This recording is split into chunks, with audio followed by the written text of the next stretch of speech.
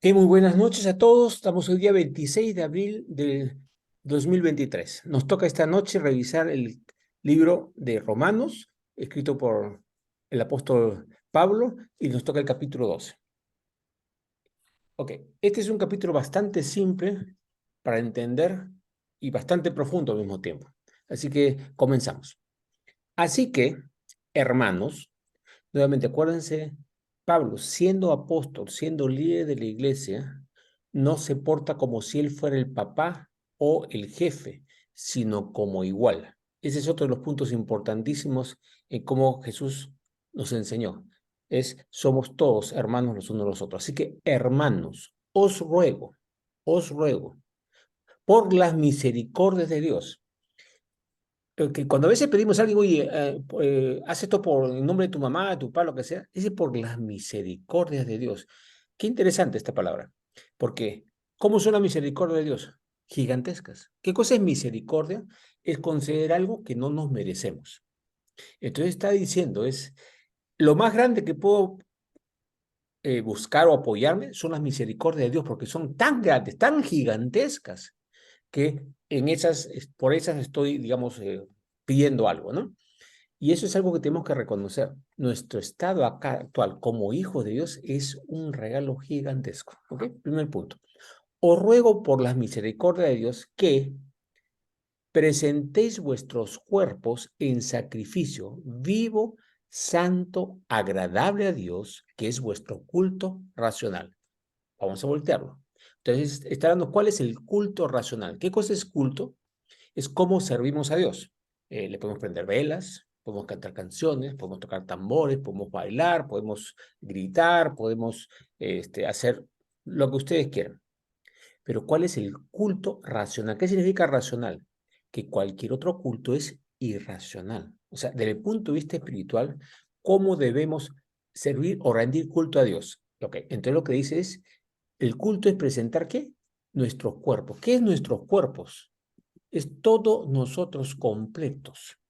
O sea, presentemos nuestro cuerpo. ¿Qué es nuestro cuerpo? Es la parte física, la parte emocional, la parte mental, todo nuestro ser completo. Presentemos nuestros cuerpos en sacrificio. ¿Qué significa sacrificio? Así como Jesús se entregó por nosotros, nosotros nos entregamos a Dios. O sea, el sacrificio no es algo que es dejar de hacer algo, más bien es presentar algo. Si tenemos la idea del sacrificio como algo negativo, es sacrificio es presentarle algo. ¿Qué presentamos? Algo vivo. Nosotros, vivos, no durmiendo, sino vivos, brillando, con todo el brillo del mundo. Santo. ¿Qué es santo? ¿Perfecto? No. Santo es limpiado. O sea, nosotros cuando nos presentamos como que Dios nos ha limpiado a través de Cristo, cuando hemos recibido a Cristo, somos santos. Entonces, ¿cuál es el culto racional? Presentarnos ante Dios habiendo recibido a Cristo como nuestro Salvador, o sea, santos, vivos, con lo cual es agradable a Dios.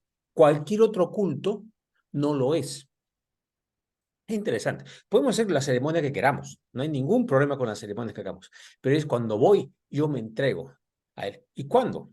Cuando voy a un templo, ojo, no existen templos para Dios. Que dice que nosotros somos el templo del Espíritu Santo. O sea, nosotros mismos, como templo del Espíritu Santo, nos presentamos ante Dios. No es cuando vamos los domingos, si otros que celebran los sábados, o la reunión de oración. No, es permanente.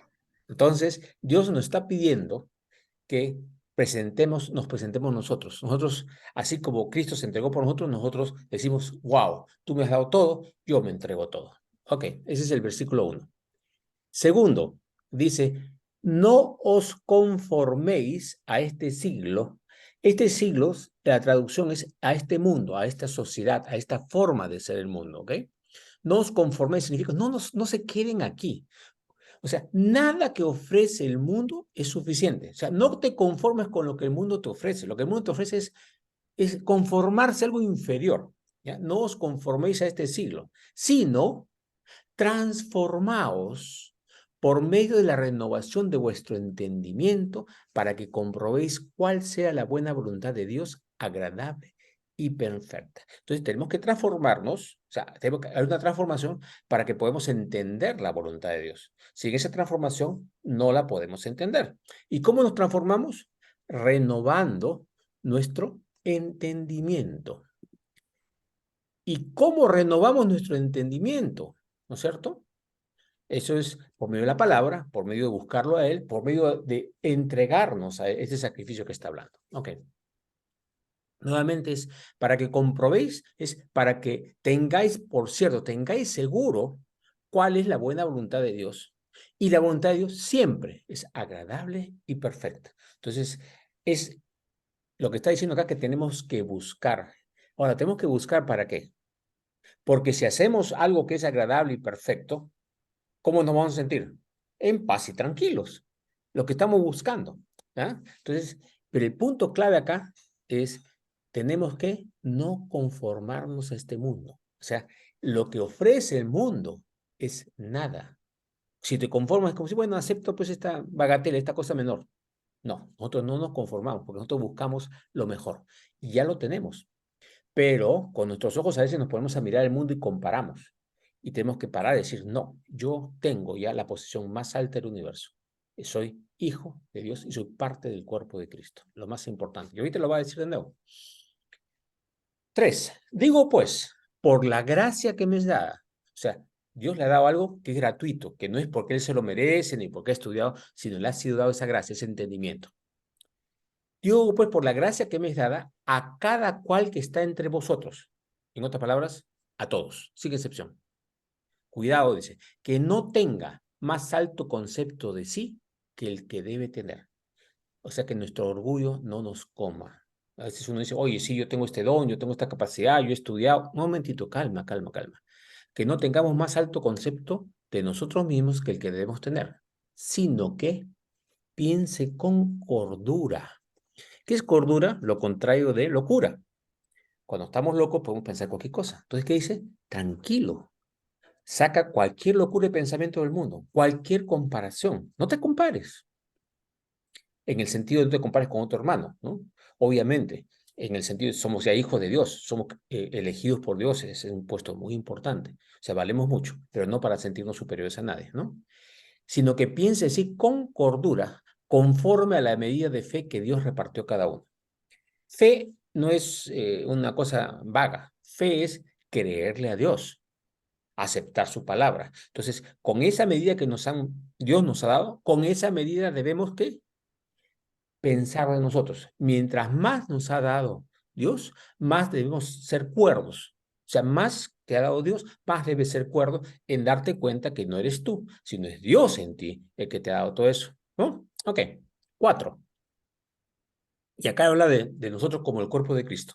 Porque de la manera que en un cuerpo tenemos muchos miembros, dedos, piernas, lo que sea, la lengua, la oreja se considera como un miembro, no se refiere a las 4 extremidades nada más, o muchas partes, podemos traducirlo así, ¿no? Pero no todos los miembros tienen la misma función. ¿No es cierto? El hígado sirve para una cosa, el riñón para otra, el dedo para otra, la nariz para otra. Cada parte tiene una función. Así nosotros, los hijos de Dios, los cristianos, siendo muchos, por la gracia de Dios, somos un cuerpo en Cristo. Y esto es un golpe muy fuerte. Cuando dicen, no, yo soy de tal denominación, no voy a decir nombres a propósito, yo soy de tal otra, yo soy esto. Cuando me preguntan, ¿a qué iglesia vas tú? ¿Qué iglesia eres? Digo, yo soy de la iglesia de Cristo. ¿Cómo se llama? Ninguna. Porque ¿qué cosa es? Llamar iglesia a una denominación es estar equivocado. Iglesia es todo aquel que ha sido llamado por Dios y ha sido aceptado por Él. O sea, le hemos aceptado a Dios como nuestro Salvador, somos parte de la iglesia de Cristo, o sea, los llamados a vivir aparte. Entonces, por eso dice que somos un cuerpo. Todos los creyentes de cualquier denominación somos el mismo cuerpo, el mismo cuerpo, ¿sí? Si hemos recibido a Cristo como Salvador, obviamente, no interesa de qué denominación seas. Y todos, miembros los unos de los otros. Es así como debemos ver a todos nuestros hermanos. Somos parte del mismo cuerpo, ¿para qué? Para trabajar juntos. En vez de juzgarnos, criticarnos y toda la cosa, ayudarnos, apoyarnos para avanzar juntos para la misión que Dios nos ha mandado. Miren qué hermoso es esto sobre unidad. Y todavía voy a hablar más de esto. De manera que teniendo diferentes dones, según la gracia que nos es dada. Si el de profecía, úsese conforme a la medida de fe. Pero un momentito. De manera que teniendo diferentes dones, también cada denominación tiene una cierta, digamos, cosas que hacen más. Algunos enseñan más, otros hacen más ayuda social, ¿no? Llevando la palabra, curación, lo que sea, de diferentes formas. Esos también son diferentes dones. Es como una característica de una denominación. Entonces, cada uno, en su manera, que Dios le ha dado esa gracia, puede empujar la palabra para llevarla a otros, ¿ok? De manera que teniendo diferentes dones, según la gracia que nos es dado, o sea, según el regalo que Dios nos ha dado, el don no es porque tú has hecho algo para ganarte ese don, es una gracia, es un regalo que Dios da a cada uno de acuerdo a nuestra necesidad, de acuerdo a cómo nos ha creado y de acuerdo a lo que nos va a usar o quiere usarnos. No siempre nos dejamos usar, pero siempre es una gracia. Cualquier don que tengas es un regalo, no te lo mereces. Es Dios te lo da para su gloria y para que lo uses para su gloria. ¿Ok? Okay. Si es de profecía, úsese conforme a la medida de la fe. ¿Qué significa eso a la medida de la fe? Lo que Dios te ha dado, úsalo. Mientras no lo entiendes, no lo usas, pues, ¿no es cierto? Pero si Dios te lo ha dado y te ha dado la palabra para hacerlo, úsalo de acuerdo a esa medida de fe. Y conforme vas creciendo en la fe, lo vas a usar más y obviamente más pegado al Señor y al Espíritu Santo. O, 7, si de servicio, ¿en qué usarlo? En servir. El que enseña, en la enseñanza. El que exhorta, o sea, el que anima a otros, en la exhortación. El que reparte, con liberalidad. Pero un momentito, paramos ahorita acá. Lo que está diciéndote acá es, si Dios te da un don, úsalo. Si te da un don y no lo usas, pucha, estamos siendo tontos, ¿no es cierto? Si tú tienes una habilidad enorme para pintar y estás trabajando en, ¿qué te digo?, en lijar paredes, pierdes. ¿Por qué? Porque si tienes el don, vas a ganar más con eso. O sea, usa lo que Dios te ha dado como gracia. ¿Por qué es como es? Porque Dios lo da para que lo uses. Úsese conforme a la medida de la fe. Conforme sabes más de Dios, más vas a poder usarlo, porque Dios te lo ha dado y te ha dado la capacidad para hacerlo. Ok. Seguimos otra vez a esto. El que reparte con liberalidad. O sea, cuando demos, no es hoy, con miedo, con contención, a este le daré, no le daré. No. Cuando vas a repartir, ya sea la palabra, repartir la palabra, el don, repartes ayuda social, lo que repartas tu tiempo, con liberalidad. En otras palabras, ampliamente. Cuando repartes, reparte. El que preside con solicitud. Si alguien está de jefe, con solicitud. ¿Qué significa esa solicitud? Hay varias traducciones sobre esta palabrita. Tienes que hacerlo ¿con qué? Con todo el corazón, lo tienes que hacer en equilibrio, lo tienes que hacer en respeto, lo tienes que hacer de acuerdo al grupo que tienes, hacerlo en la forma que sea adecuado para ese grupo. O sea, con todo el corazón en el Espíritu de Dios. Siguiente, el que hace misericordia con alegría. Esto es importantísimo porque a veces estamos ayudando, quejándonos. No, si estamos haciendo algo, ¿qué cosa es misericordia? ¿Le estamos dando a alguien por lo que lo merece? No, lo estamos dando por misericordia. Porque cuando damos solamente a alguien que nos da pena, entonces eso no tiene el valor que debería tener. Es por misericordia. Lo estoy ayudando no porque ha hecho algo para merecérselo, sino porque Dios me está usando para amarlo, para que se acerque a Él. Ojo, que es diferente. Sí, debemos ser compasivos, por supuesto, pero debemos darnos cuenta de que en realidad las personas no es que se lo merezcan por sus obras, sino Dios las ama tanto que quiere que nosotros le mostremos ese amor. Eso es misericordia. Dios quiere que mostremos amor por su misericordia, no por méritos. ¿Ok? Siguiente, el amor sea sin fingimiento. Y hay otra cosa, les acusaba esto a los judíos, les decía hipócritas, ¿no es cierto? Jesús les dijo hipócritas varias veces, porque estaban haciendo cosas fingiendo que eran buenos. Ok, y tú me vas a decir, oye, pero a veces no me siento con ganas y sonrío. Sí, ok, hazlo, sonríe, pero revisa tu corazón, revisa tu corazón. Si no estás haciendo así, pide ayuda, pide a otra persona que nos, que, o el que te está dirigiendo, un hermano, que te ayude para poder limpiar eso, porque si sientes que no estás haciéndolo de corazón, algo está pasando y necesitas ayuda. O sea, no es para castigarte ni botarte, no, no, no. Es, si no está saliendo natural, es porque algo está bloqueando tu amor, el amor de Dios a través tuyo para otros. ¿Ya? Acá hay otro punto importante. Aborreced lo malo, seguid lo bueno. Un concepto que es este. Ama al pecador, odia el pecado. Aborrece el pecado, ama al pecador. ¿Ámalo en qué sentido? ¿Déjalo que haga lo malo? No. Ámalo en el sentido, ¿cómo lo ayudas para dejar de ser pecador? Porque ves que ese pecado en él le hace daño. O sea, aborreces eso porque eso hace daño a él que a otras personas, o al mundo, lo que sea, o a los animales, o sea, lo que sea. Pues tenemos que aborrecer lo malo, pero seguir lo bueno. Amar siempre esa cosa. O sea, no estar enfocando en el pecador para cómo es este desgraciado, sino lo contrario. Y agarra este versículo, el 10, que dice, amaos los unos a los otros con amor fraternal. ¿Qué es amor fraternal? Amor de hermano.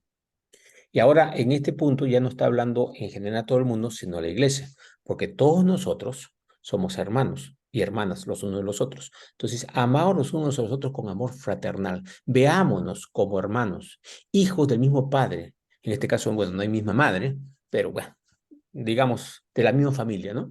Y nos sentimos así. Entonces, cada persona de la comunidad es alguien especial que Dios ama y es tu familia. Pero es una familia para toda la vida, ojo, ¿ah? Nosotros somos familia para toda la vida. Y vamos a hacer cosas preciosas. Ahora nos amamos en cierta medida, pero el amor que va a ir más allá es mucho más allá. Pero mientras tanto, debemos pensar en cada uno de nosotros como eso, como los hermanos y hermanas que somos. Entonces, se repito, amaos los unos a los otros con amor fraternal. En cuanto a honra, prefiriéndoos los unos a los otros, no buscar que nos honre, sino nosotros honrar. Porque si buscamos que nos honren, vamos a desanimarnos muchísimo. Y estamos buscando el beneficio para nosotros. Dios dijo bien claro, dad y se os dará. Dad y se os dará. No dijo aguanten, retengan. Dad y se os dará. Medida buena, apretada, remecida y rebosando darán sobre vuestro regazo, porque con la misma medida con que medís, os volverán a medir. Entonces, ¿cómo es? Prefiriéndoos los unos a los otros. O sea, siempre decir, mira a la otra persona y dice, mira, Dios dio su vida por él, es una joya preciosa, ¿no? ¿Cómo lo ayudo a estar más cerca al Señor? Es mi hermano, mi hermana. ¿Qué hago? Oro por él, intervengo, le doy un consejo, ¿sí? Le doy ejemplo. 11. En lo que requiere diligencia, no perezosos. Hay cosas, por ejemplo, vamos a bañarnos en la piscina, bueno, pues no pasa nada. Pero hay cosas que hay que tener cuidado. A eso se refiere. Hay cosas que sí necesitan cuidado porque si no se falla. Por decirte, cuando estás cocinando y prendes la hornilla, no vas a dejarla ahí y después de 2 horas vienes. Tienes que tener cuidado porque se puede quemar, se puede incendiar, se puede malograr cosas. Entonces, eso significa en lo que requiere diligencia, no perezoso. O sea, alertas, alertas en ciertas cosas. Obviamente, dejas un caño abierto, pierdes plata, ¿no es cierto? O se inunda la casa. En lo que requiere diligencia, no perezosos. Y no solamente en lo físico, sino también en lo espiritual. Siguiente, fervientes en espíritu. ¿Qué es fervor? Pasión, pero no pasión en las emociones. Fervientes en espíritu. O sea, pegarnos a lo que Dios pide, a lo que Dios quiere, en fervor, en gozo, en fuerza. Nos pide que no seamos pasivos. Ya, pues sí, ¿no? Cuando la vemos con todo el corazón, cuando sirvamos con todo el corazón, cuando nos acercamos a alguien para consolarlo con todo el corazón. Y cuando repartimos con todo el corazón, fervientes en espíritu, sirviendo al Señor. O sea, el fervor del espíritu es para servirlo a Dios. Y al servirlo a Dios estamos dando el ejemplo de amor que el mundo necesita ver. O sea, ese es uno de nuestros grandes testimonios. No es tanto cuánto decimos, sino cuánto mostramos ese amor. ¿No es cierto? Ok. 12. Gozosos en la esperanza. Acordemos, ya les he explicado, esperanza es estoy esperando lo que Dios prometió, no lo que puede venir, no, lo que Dios ha prometido, o sea, lo que va a venir. Y como sé que Dios ha prometido esto, lo estoy esperando para su momento. Por ejemplo, una de las cosas, estoy esperando que cuando muera, el Señor me va a decir, bien, buen siervo y fiel, sobre poco has sido fiel, entra en el gozo de tu Señor. Lo estoy esperando, sé que va a venir. Entonces me gozo en esa cosa que Dios me va a dar y me da mucha paz y alegría. Entonces, ¿cómo es? Gozosos en la esperanza. Si Dios me ha prometido tal cosa o me ha dado tal, entonces estoy esperando eso, pero en gozo, ¿no? Ay, vendrá, vendrá. No. Si Dios se lo ha prometido, me gozo en sus promesas. Me gozo en sus promesas. Siguiente, sufridos en la tribulación. Sufrido no significa me pongo a llorar enormemente cuando estoy pasando una prueba, sino cuando estoy en la prueba, la acepto porque sé que mi Dios está conmigo. O sea, la enfrento en el Señor, con el Señor, en su palabra, porque vamos a pasar tribulación. Jesús dijo bien claro, en el mundo tendréis tribulación, pero confiad, yo he vencido al mundo, ¿no es cierto? Luego dice, constantes en la oración. Eso también en otras partes está mencionado, ¿no? No dejemos de orar, orar sin cesar, etcétera. Y esto es, fíjense que esto es parte de los deberes cristianos, lo cuentan como deberes, todo esto. Pero en realidad, si lo pensamos bien, si esto lo tomamos como un deber, o sea, esta es mi obligación, esta es mi necesidad. Los deberes cristianos son la necesidad que nosotros tenemos. Si nosotros hacemos eso, vamos a lograr muchas más cosas. Si no, no lo vamos a lograr. Si yo entro al baño para bañarme y no abro el agua de la ducha, no cubro mi necesidad. O sea, mi deber es estar limpio. Abro la ducha, uso el jabón, me baño y estoy limpio, huelo bien, me siento bien. Pero ¿es por qué? Porque estoy cumpliendo mi deber. Pero mi deber no es por obligación, porque si no me van a castigar, no. Ese deber es para yo estar bien, en gozo en el Señor. O sea, ojo que el deber en realidad es nuestra necesidad. Dios nos enseña para eso. La palabra deberes cristianos, por si acaso, no está en la Biblia. Eso es un agregado de cómo lo han interpretado, ¿no? Entonces, cuando digamos es deberes, esto podemos llamarlo consejos para disfrutar la vida en Cristo. Me gustaría llamarlo más así como capítulo. Sigue el 13, compartiendo para las necesidades de los santos. Entonces tú dices, ¿y los santos quiénes son? Entonces uno dice, no, santos son los que están en Jerusalén, en el templo. No, santo es todo aquel que ha recibido a Cristo como Salvador y obviamente lo ha recibido realmente con toda la conciencia. Entonces, compartiendo para las necesidades de los santos, para todos nuestros hermanos, ¿no es cierto? Practicando la hospitalidad, practicándola, ¿no es cierto? No tengo que explicar eso mayormente. Y acá sí, esta es la parte que nos cuesta mucho. Bendecid a lo que os persiguen. Bendecid y no maldigáis. Ok, sí, está hablando de los enemigos, ¿no? ¿Cuántas veces, y ese es un ejemplo mío, cuando están manejando mal, ayer, por ejemplo, había un ómnibus que estaba manejando en una forma salvaje en la Panamericana, pero salvaje realmente, cerrando, cruzando, parando para un pasajero y volviendo a cerrar, pero de una forma sumamente salvaje y alta velocidad, que está contra todas las cosas, ¿no? Entonces, lo que te da ganas como ser humano es este caso del malor del carro, se le rompa algo que ya no pueda funcionar, que lo pague la policía, ¿no? Y es lo natural que te sale porque te da cólera y aparte eso es peligrosísimo, ¿no? Está muy mal. Pero el asunto, alguien que está haciendo así de mal, está mal. Entonces, lo que yo tenía que hacer en ese momento era orar por esa persona para darle paz y libertad. Normalmente lo hago porque ya aprendí a hacerlo. Casi siempre lo puedo hacer fácilmente, pero a mí me costó mucho trabajo. Tuve que repetirme este versículo 2, 3 veces para empezar a bendecirlo. Me costaba muchísimo. Pero eso es lo que Dios me pide que hagamos. Y ahí recién me calmé yo. Me calmé cuando empecé a orar por la persona y me dio paz. Y oré para que no haya peligro, para que no haya accidentes, y etcétera, etcétera, después, ¿no? Con todas esas cosas y para que de alguna forma pudiera aprender y cambiar y hacer todo lo que se necesita hacer. Entonces tenemos que bendecirlos. ¿Qué es bendecir? Es orar por ellos para que haya cambios y progresos, ¿no? No es darle plata, darle, no, no, no, es que el Espíritu Santo los pueda tocar, que los pueda cambiar, que pueda entrar al reino de Dios. La bendición es esa. No es oro para que tenga salud. Sí, de paso, pero la bendición realmente es que pueda convertirse en un hijo de Dios y que pueda crecer en él, ¿no? Ok, dice bendecir y no maldigáis, lo vuelvo a repetir bien claro, Mucho cuidado con la maldición, porque a veces se nos salen esas cosas. No, no maldigas a nadie. ¿Ya? Y esto no está hablando de alguien que está haciendo algo poco contra otra persona, está diciendo hasta contra ti. Y luego dice, gozaos en el 15, gozaos con los que se gozan. Acá está hablando de ser empático. Llorad con los que lloran. Entonces, no hay que ser, pues, bueno, sí pasa, es, digamos, estar con la familia. Somos familia. Entonces, si un hermano ha conseguido un buen trabajo, te gozas con él. Si un hermano ha tenido una pérdida, pues lloras con él. No para cargar el peso y sentirse mal durante días. No, no, no. Es empatía. La empatía del hermano, de la familia. ¿Qué es lo que está pidiendo que seamos? Gozaos con lo que se goza, llorad con lo que lloran. Nuevamente, no quedarte triste todo el día, ¿no? Sino empatizar, ¿no? Siguiente, 16.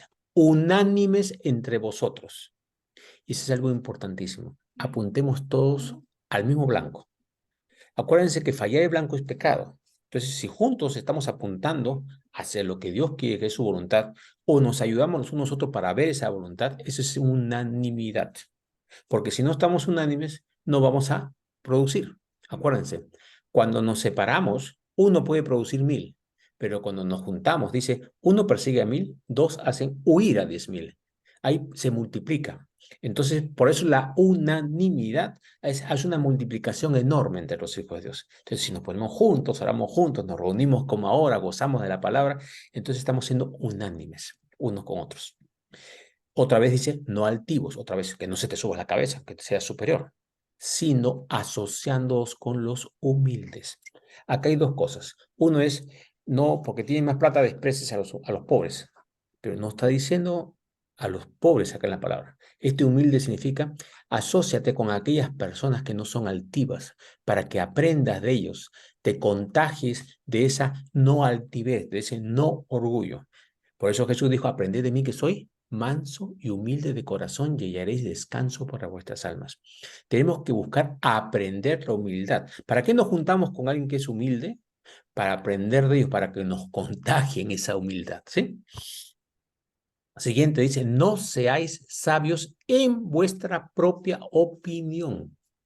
O sea, no es en mi opinión, dice, ¿qué dice Jesús? ¿Qué dice el Dios? No qué digo yo. No cómo quiero yo que sean las cosas, ni cómo me parecen que son las cosas, o cómo supongo que pueden ser, sino que es la verdad de Dios. Por eso no seamos sabios en nuestra propia opinión. 17. No paguéis a nadie mal por mal. ¿Cuántas personas nos hacen daño? Y eso es que vos pagar mal por mal es venganza, ¿no es cierto? No paguéis a nadie mal por mal, sino procurad lo bueno delante de todos los hombres. Y nuevamente dice, oye, esto es difícil. En el sentido humano es difícil, pero si tú dices, si yo le pago mal por mal, yo voy a salir perdiendo lo que me hizo mal, más lo que me va a dañar esa emoción mala hacia mí mismo. Entonces, si yo devuelvo mal por mal, salgo mucho peor. O sea, pierdo por todas partes. No es un buen negocio, no es una buena inversión en ningún sentido. Pero si yo, en vez de pagar mal por mal, oro, lo bendigo y procuro lo bueno, ¿qué va a pasar? Dios va a retribuirme y voy a tener no solamente la paz, sino va a cubrir todas mis necesidades. A esa persona hay que tener cuidado, hay que orar por esa cosa. Cuidado si te he hecho una estafa, no vuelvas a caer en una estafa con esa persona, obviamente. Pero al hacer lo contrario, buscar bendecirlo, vas a ser curado, vas a no estar rencoroso, no vas a guardar esas cosas y vas a estar progresando. Acuérdense, esto es sanidad. No hacerlo va en contra de nosotros. ¿Ok? 18. Si es posible, mira, el cual dice, no, tienen que estar en paz todos. En cuanto dependa de vosotros, estar en paz con todos los hombres. Lo que está diciendo es, tú haz tu parte lo más que puedas. Va a haber paz con algunos, no va a haber paz con otros, pero tú haz tu parte y tú deja el resto en la mano de Dios. ¿Ok? Y ahora dice en el 19, no os venguéis vosotros mismos, amados míos, sino dejad lugar a la ira de Dios, porque escrito está, mía es la venganza, yo pagaré, dice el Señor. Venganza suena como es algo terrible, ¿no? Dios, cuando dice Dios la venganza, la palabra es yo voy a retribuir a la persona lo que necesita. Pero Dios no lo hace para castigarlo, sino para que pueda aprender, cambiar y acercarse a Él, que es completamente diferente. usaron esta palabra venganza como decir, de tal actitud va a recibir tal cosa. El asunto no es solamente para castigarlo, sino para que eso pueda ser de utilidad para el crecimiento de esa persona. Por eso lo dice, no se metan ustedes, déjenme a mí, que yo sé cómo hacer. Va a recibir algún castigo por lo que está haciendo, ¿sí? Pero va a ser de tal forma que pueda haber una puerta para que esa persona pueda crecer y pueda acercarse a Dios, ¿sí? Entonces mía la venganza, yo pagaré, ¿ok? Entonces yo voy a pagar con las condiciones correctas para esa persona. A veces no lo vemos inmediato, a veces lo vemos después. A veces no lo vemos en esta vida. No importa. ¿Qué cosa tenemos que hacer nosotros? Acordemos de este versículo. Considerad aquel que tuvo tal contradicción de pecadores contra sí mismo para que vuestro ánimo no se canse hasta desmayar. ¿De quién está hablando? Considerad aquel que tuvo tal rebeliones, peleas. ¿Quién fue? Cristo.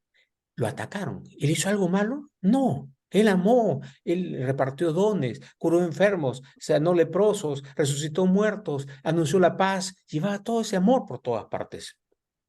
Y se considera que tuvo tal contradicción de pecadores contra sí mismo para que vuestro ánimo no se canse hasta desmayar.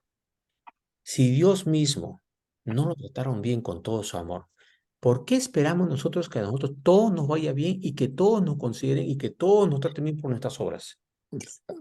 Estamos esperando, hay un volumen prendido, por favor, si lo pueden apagar. Si estamos esperando que nos ocurra que todo vaya bien, estamos esperando mal. Por eso dice, considerad, miren, si a él no le hicieron bien, ¿por qué a ustedes están esperando que todo salga perfecto? Y se molestan por eso. ¿Ya? 20. Así que, si tu enemigo tuviere hambre, dale de comer. Si tuviere sed, dale de beber. Pues haciendo esto, ascuas de fuego amontonarás sobre su cabeza. No seas vencido de lo malo, sino vence con el bien el mal. Ok. Ascuas de fuego amontonarás sobre su cabeza. Si nosotros al que nos hace mal lo tratamos dentro, obviamente, si te está pegando, no vas a dejar que te pegue, ¿no es cierto? No estoy hablando de eso. Pero si tratamos de hacer el bien para esa persona en cierta medida, es como que el Espíritu Santo empieza a acumular eso y eso lo va a afectar. Es un shock en el espíritu. Puede que no lo entienda físicamente, puede que sí que lo entienda físicamente, pero espiritualmente está siendo bombardeado por el bien. Por eso vence con el bien el mal. Si nosotros hacemos eso, es como una batalla que estamos catapultando digamos, un fuego enorme contra el enemigo que lo está usando a él. Y esa es una batalla, porque si tú te molestas, no estás aventando, es como decir una batalla, ¿no es cierto? Alguien te está aventando fuego, piedras, lo que sea, y tú estás molesto, molesto, molesto, y no contestas el fuego. ¿Cómo vas a vencer el mal? Se vence con el bien. La luz apaga la oscuridad, desaparece la oscuridad. Entonces, si nosotros hacemos el bien a esas personas, hacemos un efecto enorme en esa lucha. Y hay milagros gigantescos cuando hacemos esas cosas. Por eso es que Pablo nos está recomendando, Jesús lo dijo, pero acá nos está recomendando de otra forma, pero son cosas que Jesús enseñó cuando estuvo acá en la tierra. Ok, terminamos otra vez. No seas vencido de lo malo, sino vence con el bien el mal.